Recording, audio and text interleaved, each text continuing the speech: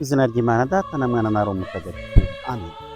Tuti bavandimwe bakunzi bacu, Shalom, nimugire amahoro. Padiri Dominique uri hano i Roma ubifuriza icyumweru cyiza cya 19 mu byumweru bisanzwe. Murakaza neza mwese muri gahunda y'umugisha umerewe kose, ibigutungane cyangwa se ibidatunganye iwawe, tubitura Imana kuri kino cyumweru. Nyagasani tumusabe kugira ngo tumubere abagaragu beza bahora biteguye gutanga igisubizo kijyanye n'ukwemera twifuza kandi twifitemo. Niyo mpamvu tumusaba kandi tumutakambira mbere yo kumva ijambo ry'Imana kugira ngo dusesekazweho umugisha we mutagatifu. Nyagasani utubabarire, Kristo utubabarire, Nyagasani utubabarire. Isomo ryo mu gitabo cy'ubuhanga. Ijoro ryo gucungurwa ryari ryaramenyeshejwe mbere abasokuruza bacu kugira ngo ubwo bari bazi indahiro bishingikirije barusheho kugira ubutwari. Nuko umuryango wawe uritegerezamo agakiza k'intungane n'irimbuka ry'abanzi bawo, kuko igihe wahoraga abanzi bacu nibwo wadukijije, uraduhamagara ngo tuze tukugana. Abasabaniramana bakomoka ku ntungane baturaga ibitambo mu ibanga, bityo bemeza icyarimwe iri tegeko ry'Imana rivuga ko abatagatifujwe bagomba gusangira amahirwe n'ibyago, nuko batera ibisingizo by'abasokuruza babo. Iryo ni ijambo ry'Imana. Hahirwa umuryango uhoraho yitoreye ngo ube imbata ye. Isomo ryo mu ibaruwa yandikiwe Abahebureyi. Bavandimwe, ukwemera ni ishingiro ry'ibyo twizeye, kukatubera n'icyemezo cy'ibitagaragara. Ukwemera niko kwahesheje abakera gushimwa n'Imana. Ukwemera kwatumye Aburahamu yumvira Imana, agenda agana igihugu yari agiye guhabwaho umurage, kandi agenda atazi iyo ajya. Ukwemera kwatumye atura nk'umushyitsi mu gihugu yasezeranijwe, acumbika mu ihema hamwe na Izaki na Yakobo, aribo basangiye amasezerano. Aburahamu yari ategereje umurwa wubatse ku kibanza gikomeye, watekerejwe kandi ukubakwa n'Imana ubwayo. Ukwemera kwatumye na Sara wari ugeze mu zabukuru ahabwa ubushobozi bwo gusama inda, kuko yari yizeye ubudahemuka bw'uwabagiriye amasezerano. Ni nayo mpamvu umuntu umwe ndetse wari wegereje urupfu yakomotsweho n'imbaga ingana n'inyenyeri zo mu kirere kandi itabarika nk'umusenyi wo ku nkombe y'inyanja. Iryo ni ijambo ry'Imana. Amagambo yo mu ivanjiri ntagatifu uko yanditswe na Luka, umutwe wa 12, umurongo wa 32 kugera ku murongo wa 48. Muri icyo gihe Yesu abwira abigishwa be ati, mwitinya bushyo bukira imbarwa, kuko umubyeyi wanyu yishimiye kubaha ingoma. Nimugurishe ibyo mutunze mubifashisha abakene, nimwishakire impago zidasaza n'ubukungu butazashira bwo mu ijuru, aho umujura atagera n'aho imungu itonona. Kuko aho ubukungu bwawe buri, ni naho umutima wawe uhora. Nimukenyere kandi muhorane amatara yaka. Nimugenze nk'abantu bategereje shebuja avuye mu bukwe, kugira ngo nagera iwe agakomanga bahite bamukingurira. Barahirwa abo bagaragu shebuja azasanga bari maso. Ndababwira ukuri, azakenyera abicaze ku meza maze abahereze.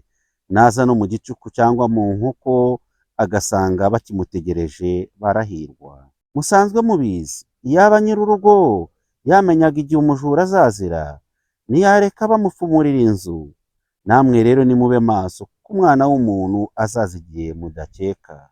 Petero niko kumubwira ati, mwigisha, nitwe uciriye uwo mugani cyangwa se uwuciriye bose? Nyagasani aramusubiza ati, murabona umunyabintu w'inyangamugayo kandi uzi ubwenge yaba uwuhe, ngo shebuja azamushinge abo mu rugo rwe, maze ajye abaha umugabane wabo w'ingano mu gihe gikwiye. Arahirwa uwo mugaragu shebuja azagaruka agasanga agenza atyo. Ndababwira ukuri, azamushinga ibyo atunze byose.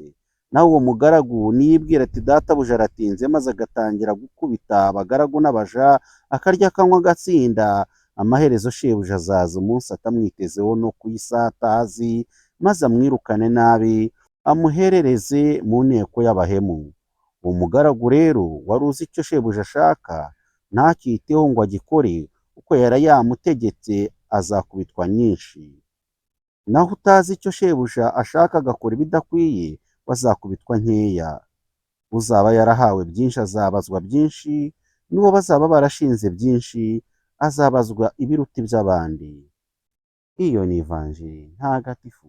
Koko rero, aho ubukungu bwawe buri, niho umutima wawe uba uri. Nshuti muvandimwe waje muri porogaramu ya kino cyumweru cya 19 gisanzwe, gira amahoro y'Imana. Iyi nteruro nteruye ntangiza ni interuro wagira iyawe. Ubuzima bwacu bwa buri munsi no ku cyumweru twarabyumvise ko umuntu ahora ashaka. Burya iyo umuntu adafite icyo atunze ahorana nk'akoba, akavuga ati ese ndabaho ne?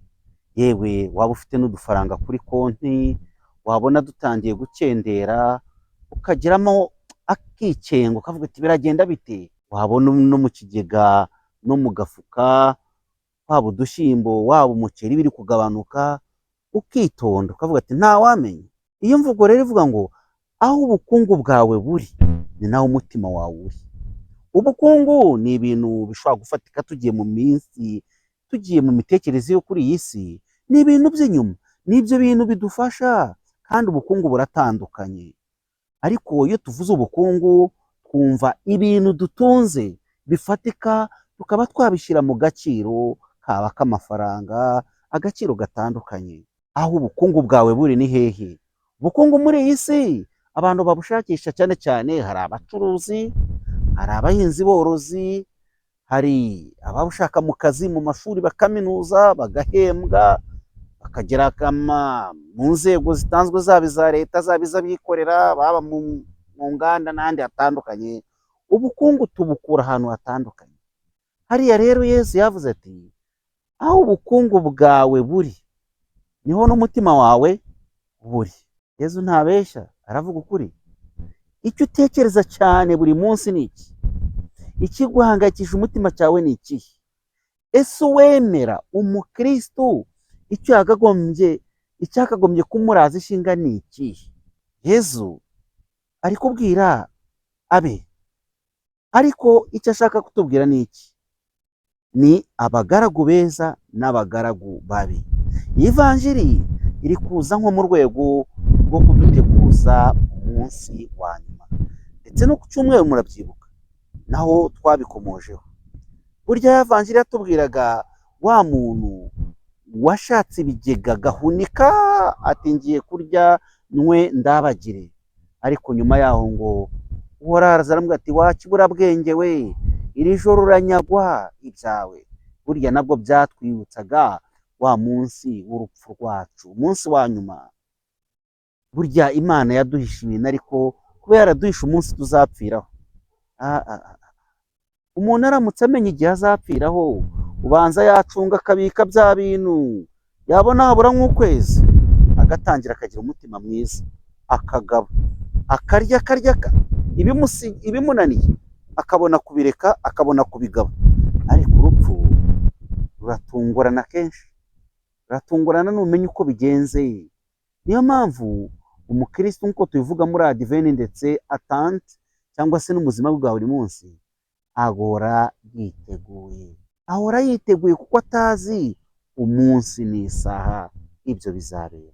Ariko kandi iyi vanjiri ishobora no kutwibutsa ko umukristo uretse umunsi wo kutamenya urupfu wo ku cyumweru, ko twavugaga igihe tuzapfiraho ko byose tuzabisiga, ntacyo tuzajyana, twaje twambaye ubusa tuzagenda twambaye ubundi, bakwambika wagira gute, ariko uko waje niko usubirayo. Ariko kandi iki vanjiri tubwira, ishaka kutwigisha ni umunsi wa nyuma w'urubanza, umunsi wa nyuma w'urubanza, kuko Yesu Kristo wagiye mu ijuru yadusigiye byinshi, amatarena menshi. Iyi vanjiri ishobora kumvwa niyo aba abakobwa b'abapfayongo gupfa n'abakobwa b'abanyamutima cyangwa se babandi basigiwe amatalenta. Umwe ati dore narungutse, undi ati narungutse.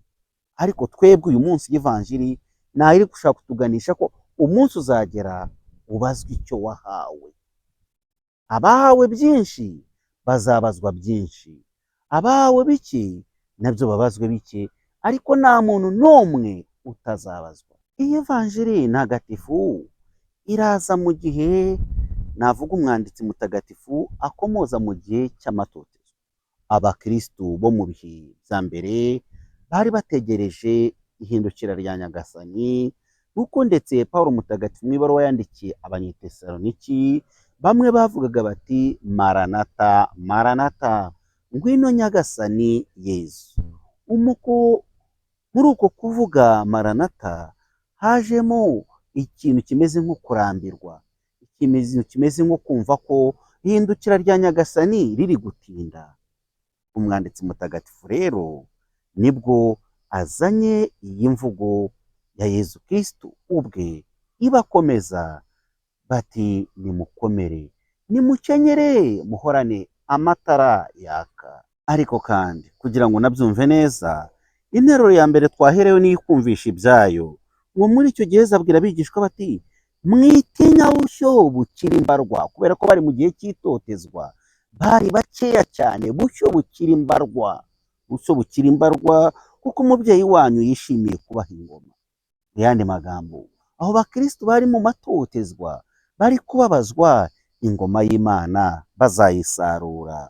Nimugurisha ibyo mutunze mubifashisha abakene, nimwishakire impago zidasaza n'ubukungu butazashira bwo mu ijuru, aho umujura agatera n'umungu itonona.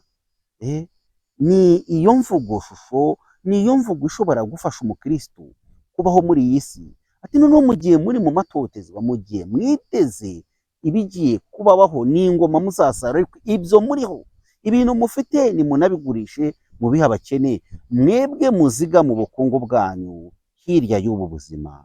Niyo mpamvu nahoze nkubwira ngo aho bwa bukungu bwawe buri, niba uwemera, kuko ubukungu bw'umukristo ni mu ijuru.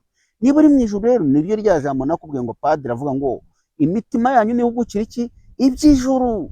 Ntabwo ari guhugukira iby'isi, kuko iby'isi bifite ababyo. Murahirwa rero ngo niba koko uhisemo kugira konti yawe mu ijuru. Hari igihe tugira amakonti muri iyi si, mu mabanki yo muri iyi si, tukabitsa ndetse zimwe tukazigira boroke tukazifunga kugira ngo zikomeze zibyibuhe zibyimbe.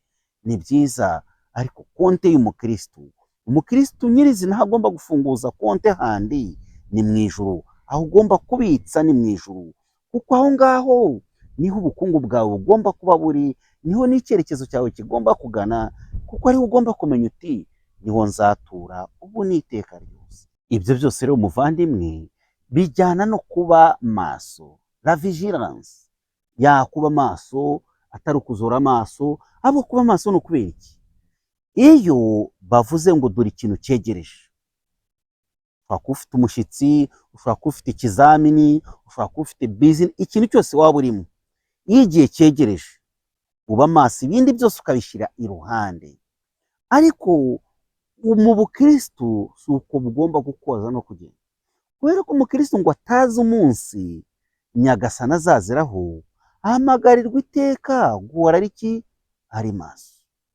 Ntabwo muzi umunsi n'isaha ibyo bizabera. Ibyo rero bigatuma tugomba cyangwa se duhamagarirwa iteka guhora turi maso. Wari wabona umuzamu iyo ari gukina mu izamu, nta gihe agomba kuranga. Kuva ku munota wa mbere kugera ku munota wa 90 agomba iteka guhora agira gute? Ari maso, kuko igihe cyose, isegonda ryose igitego cyakwinjira. Umukristo rero muri iyi si nawe nuko agomba guhora ameze, agomba guhora ari maso igihe cyose. Nyagasani ashobora kugutungura. Niyo mpamvu batubwira ngo nimuhore mwiteguye gutanga igisubizo umuntu wese uzababaza iby'ukwemera kwanyu. Twakwemera twumvise twaraswe mu isomo rya kabiri, twakoze ibitangaza. Ukwemera kuba maso rero, kuko amaso byubakiye ku kwemera nka kuriya turatiye mu ibaruwa yandikiye abahebureyi, kwemera kwa Aburahamu we kwatumye ahaguruka atazi yajya akagenda kubera Imana. Kwemera kwa Aburahamu kwatumye umugore we Sara wari ingumba, wari ugeze mu zabukuru, yongera kubona urubyaro, kandi abamukomokaho bakangana n'umusenyi wo ku nyanja n'inyenyeri zo mu kirere. Ukwemera nta kikunanira. Iyo wubakiye ubuzima bwawe ku kwemera rero, uba wubakiye ku musingi, uba wubakiye ku rutare, bityo ubukungu bwawe nibugire fondasiyo, nibubikwe nk'uko bagira umutamenwa babikwamo nk'amafaranga. Ubwo bukungu bwawe bw'ukwemera, ubwo bukungu bwawe bwaba ubwo uteganya mu ijuru, nibube bubitswe mu isanduku y'umutamenwa y'ukwemera. Yezu ati bene abo bagaragu bahora ari maso, bameze nk'igihe shebuja azaza mu ijoro agasanga bari maso, azabagororera, azakenyera abicaza abagaburire kubera ko babaye maso. Nawe rero mukristu, ubuzima bwacu hari igihe turangara, hari igihe tuba abakristu bo mu gihe kimwe, cyane cyane tukaba abakristu mu gihe dufite n'ibyago n'ibibazo. Hari abameze gutyo, ukabona ubukristu bwawe n'ubw'igihe runaka, ariko ikindi gihe reka da ushe nk'ubiparika hano.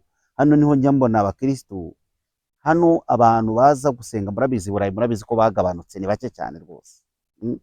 Bafite kiliziya nziza, bafite ibikoresho byose, ariko gusenga ni bake. Ariko hari umunsi badakunda gusiba, kuri aniveriseri y'umubyeyi wabo aba yaritabiyeho Imana, baraza pe, cyangwa se mu gushyingura baraza, ugakora ikimenyetso cy'umusaraba ugasanga barakibagiwe, ugatera indirimbo. Niba ugiye kuyagutera indirimbo, ugomba kumenya kuri buyikomeze. Ni akazi kawe niba uyagutera indirimbo, kuko ni bake rwose baba bazifite mu mutwe, baba bazifite mu mutwe. Aho rero ni ubukristu bw'igihe, bitewe ko rwose nje gusoma misa, umubyeyi wanjye yitabye Imana, ibyo ntabirare cyane. Buri mwaka rwose nje kwizihiza aniveriseri y'urupfu rw'umubyeyi wanjye, cyangwa se ukabona ariko kiliziya ntacyo babwiye, bari kwiganirira bati yewe utifitemo kwihangana byakugora gusoma misa.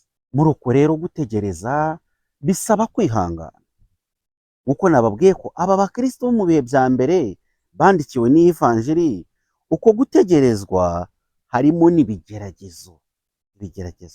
Umuntu kuba maso, nuba maso gusa mu gihe cyiza, ubaye maso se ntacyo ubuze, ushobora kuvuga ati ndabishobora. Ariko kuba maso hano bari kutubwira muri iyi vanjiri, gutegereza wa shobuja wawe ni ukumutegereza unyuze mu ki? No mu bigeragezo ugakomera. Ntabwo ukwemera kwacu kugomba kuboneka mu gihe tumerewe neza gusa, ahubwo ibigeragezo biza gushimangira, biza gukomeza iki? Ukwemera. Petero mwumvise ikibazo yabaje ati ese natwe uyu mugani twuciriye? Yezu arongera noneho agaragaza icyo twavuga n'imvugo ireba abatowe, bamwe muri abo bigishwa cyangwa se intumwa. Ati yabivuze muri aya magambo yerekana wa mugaragu mwiza washinzwe ibintu kugira ngo umunyabintu agashinga ibintu undi kugira ngo yite ku rugo rwe, hanyuma ajya agabura. Urumva, tuvuge urugero, niba uri nk'umuyobozi w'ikigo cy'ishuri, uba ufite intanda ekonome w'urugo, umunyabintu, nawe akagaburira abana abashinzwe abakozi bo mu gikoni bagateka, ni gutyo. Donc ni ibyiciro bitatu.